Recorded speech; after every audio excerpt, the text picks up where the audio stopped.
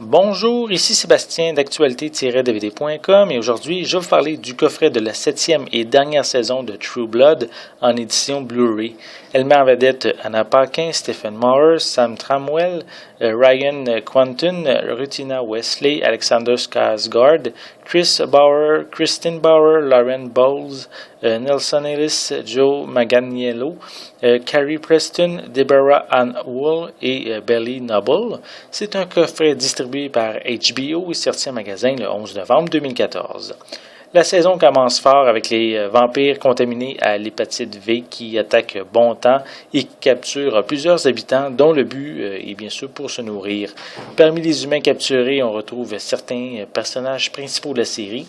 Donc, étant la dernière saison, mais plusieurs personnages importants vont également mourir, que ce soit des humains, des vampires ou aussi des autres créatures. Cet acte scénaristique va nous garder sous haute tension pour environ la moitié de la saison. Par la suite, ça tombe vraiment, je trouve, à plat. Le suspense tombe à zéro jusqu'à la fin de la série. Il n'y a plus vraiment de danger pour les personnages. On se concentre plus sur leurs relations pour boucler toutes les histoires avant la fin de la série. On aurait pu penser à un retournement de situation à la fin pour un des personnages qui est mourant, mais même là, aucune réelle surprise. À partir de la mi-saison, on a droit quand même à un retour intéressant, soit celui du personnage de Hoyt, qui est un personnage qu'on n'avait pas vu depuis quelques saisons. Son retour n'est pas simplement pour faire plaisir aux fans, mais bien pour conclure des événements qui ont eu lieu avant qu'il quitte Bontemps, il y a quelques saisons. Donc, personnellement, je trouve que c'est un retour qui est vraiment bien apprécié. Visuellement, cette édition Blu-ray propose une image superbe, claire, détaillée, autant lors des scènes de jour que celles qui se passent durant la nuit.